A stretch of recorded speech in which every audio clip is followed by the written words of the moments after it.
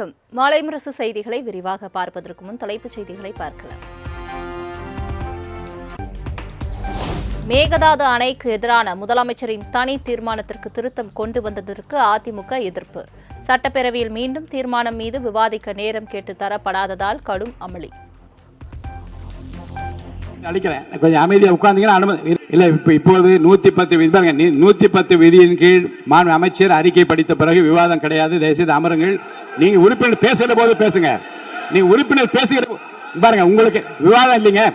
நீங்க பாருங்க, அவர் பேசிய பாருங்க, தயவுசெய்து நீங்களே அவர் பேசிய பிறகு அந்த கருத்தை ஒட்டி பேசுவதற்கு உங்களுக்கு வாய்ப்பு இருக்கு. 3 திராவிட முன்னேற்ற கழகத்தை சார்ந்து ஒரு பேச இருக்கீங்க. அப்படியே கருத்துக்கள்லாம் சொல்லுங்க.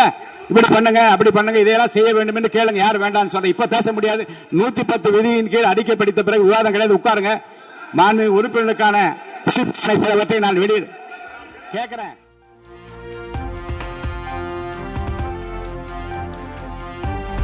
பேரவையில் உறுப்பினர்கள் பேசுவதற்கு எப்போது அனுமதி தர வேண்டும் என்பது எனக்கு தெரியும். எதிர்க்கட்சிகள் தொடர்ந்து கூச்சலில் ஈடுபட்ட நிலையில் சபாநாயகர் ஜேசிடி பிரபாகர் காட்டமாக பேச்சு. நாட்டு மக்களின் உரிமையும் பாதுகாக்கிறதான் இந்த மேகதாது பிரச்சனைக்கு தீர்மானம் கொண்டு வரப்பட்டது. அது குறித்து உரிமை பிரச்சனைக்கு உங்களுக்கு வாய்ப்பு அளிப்பேன். நீங்க அமைதியா உட்காருங்க. வாய்ப்பு அளிப்பேன். இப்ப நீங்க சொல்லாதீங்க என்ன இப்பவே என்று சொல்லி கட்டாயப்படுத்த உரிமை இல்லை. நான் அளிப்பேன், உரிய நேரத்தில் அளிப்பேன். உட்காருங்க. நீங்க இல்லைங்க, இல்லைங்க, 0 ஹவர் கிடையாது. அலுவல் ஆய்வுக்குள்ள 0 ஹவர் கொஸ்டின் ஹவர் கிடையாதுன்னு சொல்லியாச்சு. நீங்க திரும்ப அதை பேசிக் கொண்டுதான் அனுமதிக்க முடியாது. உரிமை மேல் பிரச்சனை, உரிமை பிரச்சனை பேசுவது எடுப்பேன், அனுமதிப்பேன். இன்று அவை முடிவதற்குள்ள அனுமதிப்பேன். இப்போதே எடுங்க.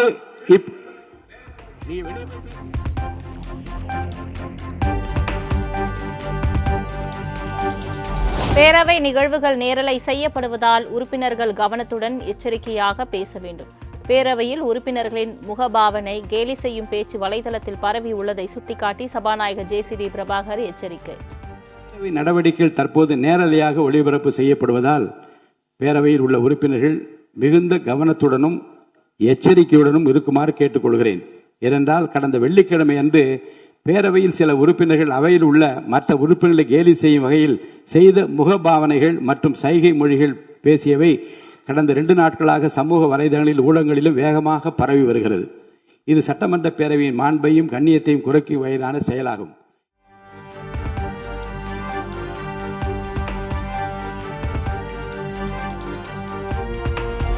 சட்டப்பேரவையில் பேசுவதற்கு அனுமதி மறுக்கப்பட்டதாக அதிமுக உறுப்பினர்கள் வெளிநடப்பு. உரிமை மீறல் பிரச்சினை குறித்து அவை முடிவதற்குள் வாய்ப்பு தருகிறேன் என கூறியும் புறக்கணிப்பு.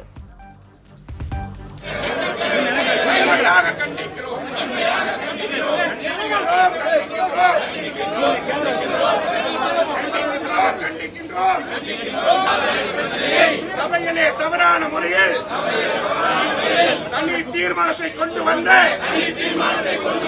அரசுடைய தவறுகளை சுட்டிக்காட்டி பேசுவதற்கு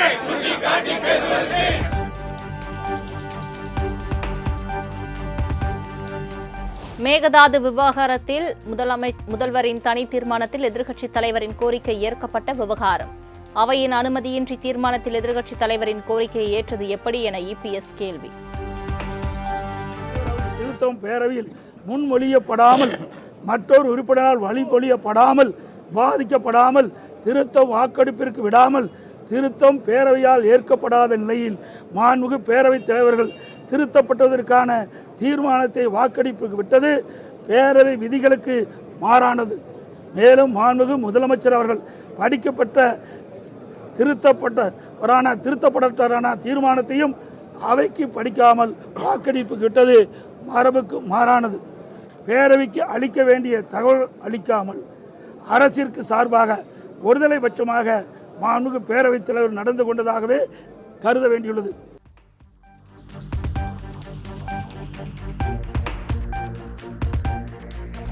மேகதாது விவகாரம் தொடர்பாக எதிர்க்கட்சித் தலைவர் கோரிக்கையுடன் திருத்தப்பட்ட தீர்மானத்தை அதிமுக ஏற்கவில்லை என இபிஎஸ் அறிவிப்பு. திருத்தம் குறித்து யாருடைய கருத்துக்களையும் கேட்கவில்லை என குற்றச்சாட்டு. 19/6/2026 அன்று சட்டப்பேரவை விதி 104 படி முன்மொழியப்படாத இடைச்செருவுடன் சேர்க்கப்பட்ட திருத்திய தீர்மானத்தை நாங்கள் ஆதரிக்கவில்லை என்று கூறுகிறேன்.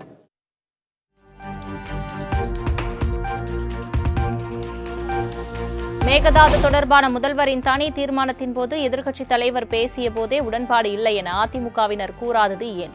தலைப்புச் செய்தியில் வர வேண்டும் என்பதற்காக தனிப்பட்ட விளம்பரத்திற்காக பேசுவதை ஏற்க முடியாது என சபாநாயகர் திட்டவட்டம். மாண்புமிகு எதிர்க்கட்சி தலைவர் பேசுகிற போது இந்த தீர்மானத்தை நான் சேர்க்கும்படி கேட்டுக்கொள்ள என்று விரிவாக சொல்லுகிறார். இப்போ அனைத்து இந்திய அண்ணா திராவிட முன்னேற்ற கழகத்தினுடைய சட்டமன்ற கட்சி தலைவர் அப்போதே கையை உயர்த்தி இந்த தீர்மானத்தில் எங்களுக்கு உடன்பாடு இல்லை, இதை நாங்கள் ஏற்றுக்கொள்வதாக இல்லை என்று அவர் கருத்து சொல்லியிருக்கலாம், சொல்லவில்லை. நம்ம அதில் முதல் கருத்து. இரண்டாவது, திருத்தங்கள் ஏற்றுக்கொள்ளப்பட்ட பிறகு நான் படிக்கிறேன், திருத்தங்களுடன் இந்த தீர்மானம் ஏற்றுக்கொள்ளப்படுகிறது என்று மாண்புமிகு முதலமைச்சர் அவர்கள் படிக்கிறார்கள். அப்போது நான் வாக்கெடுப்பு விடுகிற போது திருத்தங்களுடன் இது வாக்கெடுப்புக்கு விடப்படுகிறது என்று நான் சொல்லுகிற போதே கையை உயர்த்தி இதில் எங்களுக்கு உடன்பாடு இல்லை, நிறுத்துங்கள் என்று சொன்னால் நிறுத்தியிருப்போம். என்ன விவாதம் என்று விவாதம் ஒருவேளை தொடர்ந்து இருக்கலாம், மாறுபட்ட கருத்து வந்திருக்கலாம், கருத்து அந்த வேறுபாடுகளை கலைந்து எந்த வகையில் செய்யலாம் என்பதை பற்றி கூட விவாதித்திருக்கலாம். ஆனால் பத்திரிகையிலே வேகமாக ஒரு ஹெட்லைன்ஸில் வர வேண்டும் என்பதற்காக யாரும் பேசுவதை நான் அனுமதிக்க முடியாது. ஏனென்றால் மக்கள் நலன் சார்ந்துதான் இங்கே முடிவுகள் எடுக்க முடியுமே தவிர ஒருவருடைய தனிப்பட்ட விளம்பரத்திற்காக எந்த முடிவை நான் எடுப்பதை நான் விரும்பவில்லை, எடுக்கவும் முடியாது.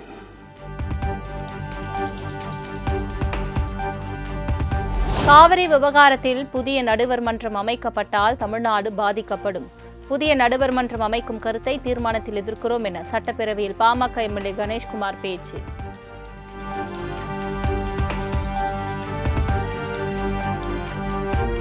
மாண்புமிகு எதிர்க்கட்சி தலைவர் அவர்கள் கொண்டு வந்ததை நாங்கள் அது இந்த அரசின் ஜீவாதாரத்திற்கு எதிராக நாங்கள் பார்க்கிறோம். ஏனென்று சொன்னால் சட்டத்தின் மூலமாக ஆல்ரெடி தீர்ப்பு பல தீர்ப்புகளின் அடிப்படையில் இன்றைக்கு அந்த அத்தாரிட்டி செயல்பட்டு கொண்டிருக்கிறது. அந்த அத்தாரிட்டியில் கிடைக்க வேண்டிய உரிமையே நமக்கு இன்னைக்கு கிடைக்கல. இப்பொழுது நம்ம சட்டமன்றத்தின் மூலமாக புது அத்தாரிட்டி அமைக்கலாம் என்று சொல்லிவிட்டால் இது கர்நாடகத்திற்கு சாதகமாக அமைந்து இதுவே ஒரு சட்ட ரீதியான சிக்கலை நமக்கு ஏற்படுத்தலாம். புதிய ஆணையம் அமைக்கலாம். ஏன்னா மேகதாது என்பதில் எந்தவித சமரசமும் தமிழக அரசு செய்யக்கூடாது என்பதுதான் பாட்டாளி மக்கள் கட்சியினுடைய நிலைமை. மேகதாது அணை பிரச்சினையில் புதிய காவிரி நடுவர் மன்றம் அமைப்பதால் தமிழ்நாட்டுக்கு எந்த பாதிப்பும் இல்லை. சட்டப்பேரவையில் நீர்வளத்துறை அமைச்சர் ஆனந்த் திட்டவட்டம். மன்றம் அமைவதால் தமிழ்நாட்டிற்கு எந்தவித பாதிப்பும் ஏற்படாது என்பதை இப்பேரவைக்கு மிக உறுதியுடன் தெரிவித்துக் கொள்கிறேன். நன்றி, வணக்கம்.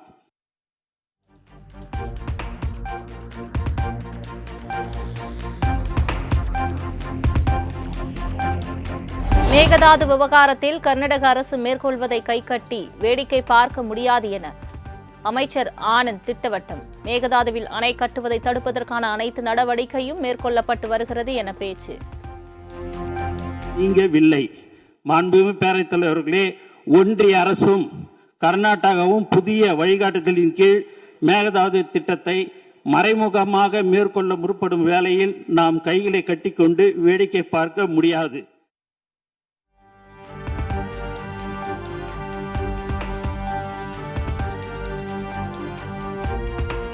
பெங்களூருவுக்கு குடிநீர் தேவை என சட்ட சிக்கல் நிறைந்த யுக்தியை கர்நாடகம் கையில் எடுக்கிறது.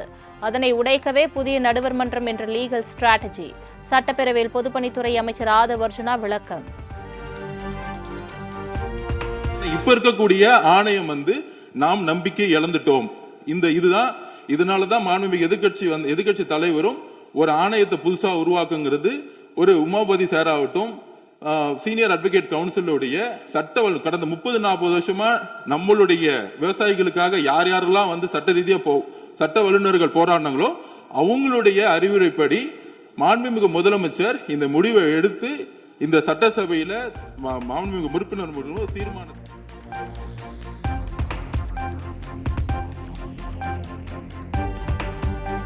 மேகதாது குறித்து தீர்மானம் நிறைவேற்றப்பட்டுள்ளதால் அது குறித்து பேச அனுமதி இல்லை. சட்டப்பேரவையில் சபாநாயகர் ஜே.சி.டி. பிரபாகர் திட்டவட்டம். ஏற்றுக்கொண்டு ஒப்புதல் அளித்து ஆம் ஏற்போரே அதிகம் என்று கருதுகிறேன், ஏற்போரே அதிகம், மறுப்போர் இல்லை என்று ஏகமனதாக சொல்லிய பிறகு இனி இந்த மாமன்றத்தில் அந்த தீர்மானம் மேகதாது பற்றி பேசுவதற்கு நான் அனுமதிக்க மாட்டேன். மற்ற விஷயங்களை பற்றி மட்டும்தான் பேச முடியும். அதை நான் உறுதியாக சொல்கிறேன். மேகதாது பிரச்சனைக்கு ஏகமனதாக தீர்மானம் நிறைவேற்றப்பட்டு ஒப்புதல் அளிக்கப்பட்ட பிறகு அதை பற்றி பேசுவதற்கு இனி அனுமதி இல்லை.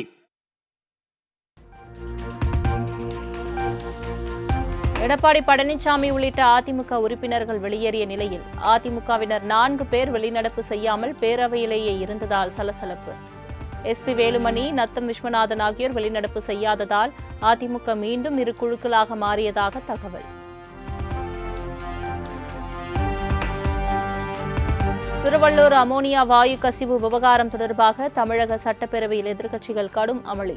எதிர்க்கட்சிகள் பேச வாய்ப்பளிக்காமல் அமைச்சருக்கு வாய்ப்பளித்ததாக கூச்சல். நலத்துறை அமைச்சர் என்னிடம் அனுமதி கேட்டிருக்கிறார். ஒரு அறிக்கையை படிக்க வேண்டும் என்று அமைச்சருக்கு அனுமதி அளிக்கப்படுகிறது.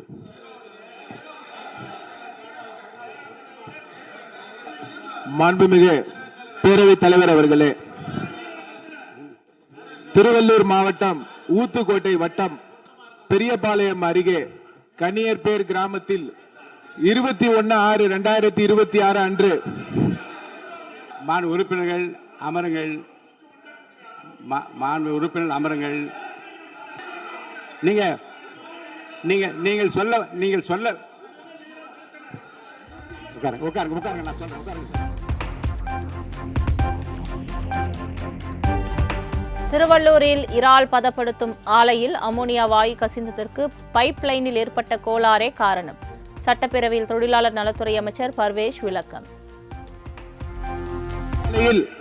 ஐஸ் பிளாக்ஸ் ஜெனரேட்டர் மிஷினுக்கு செல்லும் பைப்லைன் வால்வில் எதிர்பாராத விதமாக ஏற்பட்ட விபத்தின் காரணமாக அமோனியா வாயு கசிவு ஏற்பட்டுள்ளது.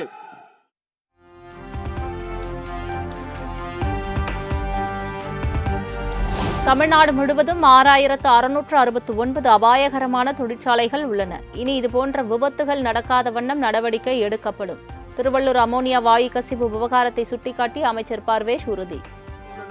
இதில் அபாயகரமான தொழிற்சாலைகள் 6669 உள்ளன. இனிவரும் காலங்களில் தமிழ்நாடு முழுவதிலும் உள்ள அனைத்து தொழிற்சாலைகளிலும் இதுபோல் நடக்காம இருக்க அனைத்து விதமான நடவடிக்கையும் மேற்கொள்ளப்பட்டு சட்ட ரீதியாக நடவடிக்கை மேற்கொள்ளப்படும் என்பதை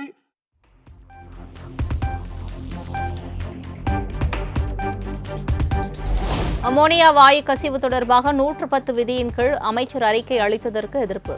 விதி 110 கீழ் படிக்கும் அறிக்கை மீது விவாதிக்க அனுமதிக்க முடியாது என சபாநாயகர் கூறியதால் அமளி. அளிக்கிறேன், கொஞ்சம் அமைதியா உட்கார்ந்தீங்கன்னா அனுமதி இல்ல. இப்போது 110 விதி பாருங்க.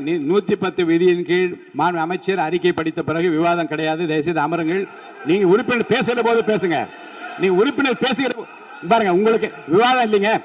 நீங்க பாருங்க, அவர் பேசிய பாருங்க, தயவுசெய்து நீங்களே அவர் பேசிய பிறகு அந்த கருத்தை ஒட்டி பேசுவதற்கு உங்களுக்கு வாய்ப்பு இருக்கு. 3 திராவிட முன்னேற்ற கழகத்தை சார்ந்து ஒரு பேச இருக்கீங்க. அப்ப நீங்க கருத்துக்கள்லாம் சொல்லுங்க. இப்படி பண்ணுங்க, அப்படி பண்ணுங்க, இதெல்லாம் செய்ய வேண்டும் என்று கேளுங்க. யார் வேண்டாம்னு சொல்ற இப்ப பேச முடியாது. 110 விதியின் கீழ் அறிக்கை படித்த பிறகு விவாதம் கிடையாது. உட்காருங்க. மாண்பு உறுப்பினருக்கான சிலவற்றை நான் வெளியிட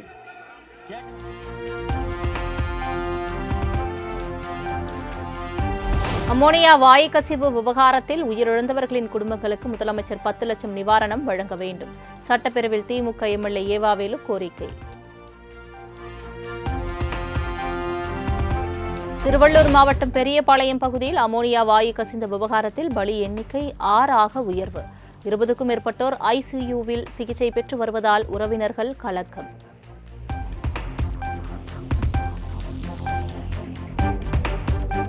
தொழிலாளர் பாதுகாப்பில் மிகப்பெரிய கேள்விக்குறி இருப்பதாக திருவள்ளூர் சம்பவத்தை சுட்டிக்காட்டி மார்க்சிஸ்ட் கம்யூனிஸ்ட் மாநில செயலாளர் சண்முகம் குற்றச்சாட்டு. தொழிற்சாலைகளில் முறையான ஆய்வு நடவடிக்கைகளை அரசு மேற்கொள்ள வேண்டும் எனவும் இழப்பீட்டை உயர்த்தி வழங்கிடவும் வலியுறுத்தல். உயிருக்கு எந்த விதமான உத்தரவாதம் இல்லாமல், பாதுகாப்பு இல்லாமல் இதுபோன்ற விபத்துக்கள் அதிகமாக நடைபெறுவதற்குத்தான் அது உதவும். ஆகவே இத்தகைய தொழிலாளர்களுடைய உரிமைகள், உயிர், உடைமை இவற்றுக்கு எதிராக இயற்றப்பட்டிருக்கிற இத்தகைய சட்டங்களை திரும்பப் பெற வேண்டும் என்று மார்க்சிஸ்ட் கம்யூனிஸ்ட் கட்சியின் சார்பிலும் தொழிலாளர் தொழிற்சங்கங்களின் சார்பிலும் தொடர்ந்து வற்புறுத்தப்பட்டு வருகிறது.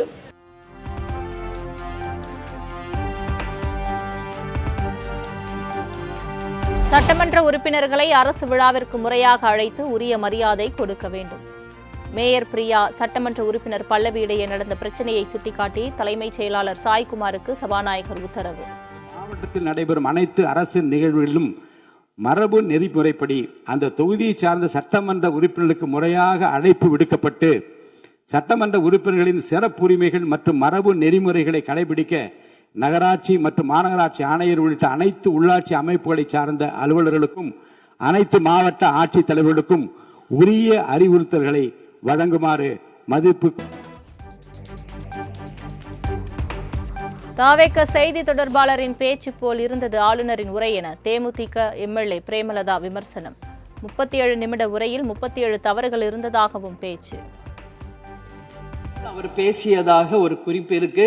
ஆனா 37 தவறுகள், தமிழை பற்றி உச்சரித்தவை அத்தனையுமே மிக மிக ஒரு வேதனையான ஒரு விஷயமாக இங்க நான் பார்க்கிறேன்.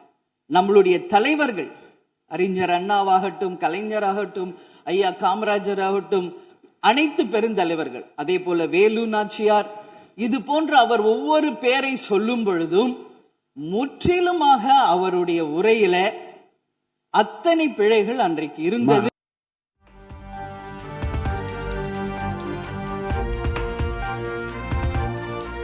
வேறு மொழியை தாய்மொழியாக கொண்ட ஆளுநர் அர்லேகரை தமிழை சரியாக உச்சரிக்கவில்லை என விமர்சிக்க கூடாது என பிரேமலதாவுக்கு சபாநாயகர் அட்வைஸ். தமிழை கற்க நமது ஆளுநர் ஆசைப்படுகிறார் என்பது நான் அவரை சந்தித்த போது அறிந்தேன் என பேச்சு. புதிதாக தமிழகத்தில் வந்திருக்கிற வேறு மாநிலத்தை சேர்ந்த நம்முடைய ஆளுநர் முதலில் எல்லா தலைவருடைய பெயரையும் உச்சரிக்க முயன்றதை நாம் முதல்ல பாராட்ட கற்றுக்கொள்ள வேண்டும். தமிழை கற்றுக்கொள்ள வேண்டும் என்பதில் நம்முடைய மாண்புமிகு ஆளுநர் அவர்கள் ரொம்ப அக்கறையாக இருக்கின்றார் என்பதை நான் அவரை நேரிலே சென்று ஆளுநர் உரைக்கு உரையாற்ற நீங்கள் வர வேண்டும் என்று அழைப்பு விடுக்க சென்றபோது தமிழ்நாட்டில் இருக்கக்கூடிய வரலாற்று சிலவற்றை நான் படித்துக் கொண்டிருக்கிறேன் ஆங்கிலத்தில். அதில் சுதந்திர போராட்டத்தில் இவ்வளவு பெரிய வீரர்கள், இவ்வளவு பெரிய தியாகிகள் தமிழ்நாட்டில் இருக்கின்றார் என்பதை பார்த்து நான் ரொம்ப வியப்படைகிறேன் என்று சொன்னார்.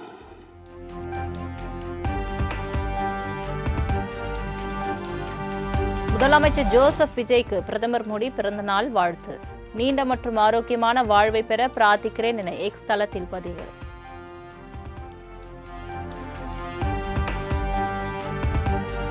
நீண்ட உடல் ஆரோக்கியத்துடன் அனைத்து முயற்சிகளிலும் வெற்றி பெற வேண்டும் என முதலமைச்சர் விஜய்க்கு ராகுல் காந்தி பிறந்தநாள் வாழ்த்து. தமிழக மக்களின் உரிமைகள் கண்ணியத்தை பாதுகாப்பதில் உங்களுடன் எப்போதும் துணை நிற்பேன் எனவும் உறுதி.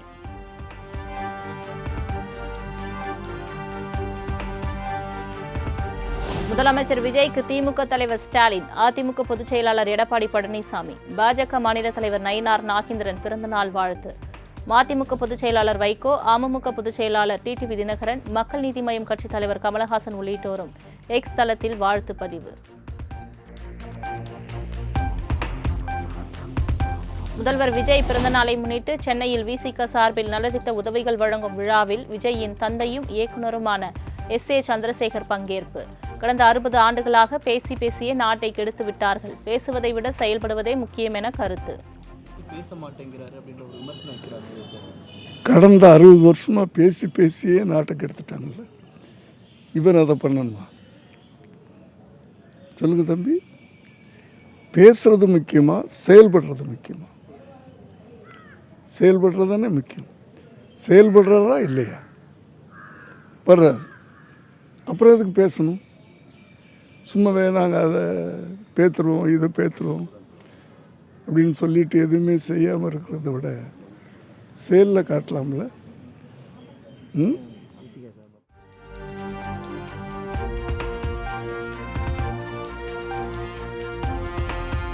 நீட் தேர்வை ரத்து செய்ய கோரி சென்னை மாநில கல்லூரி மாணவர்கள் ஆர்ப்பாட்டம். 100க்கும் மேற்பட்டவர்கள் கலந்து கொண்டு மத்திய பாஜக அரசுக்கு எதிராக கண்டன முழக்கம்.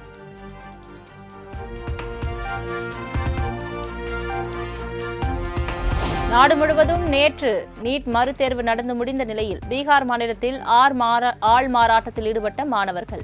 உடைக்குள் சிம் கார்டு, பழைய கேள்வித்தாள்கள் உள்ளிட்டவற்றை மறைத்து எடுத்து வந்த மாணவர் உட்பட 9 பேர் கைது.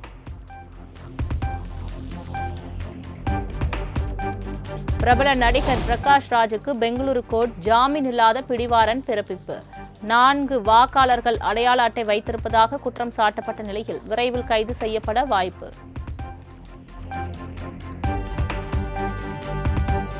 கல்வி நிறுவனங்கள், மருத்துவமனைகள், பேருந்து நிலையங்கள், ரயில் நிலையங்களில் சுற்றித் திரியும் தெருநாய்களை அப்புறப்படுத்துவது தொடர்பாக அறிக்கை அளிக்க வேண்டும். தமிழ்நாடு மற்றும் புதுச்சேரி மாநில அரசுகளுக்கு சென்னை உயர்நீதிமன்றம் உத்தரவு.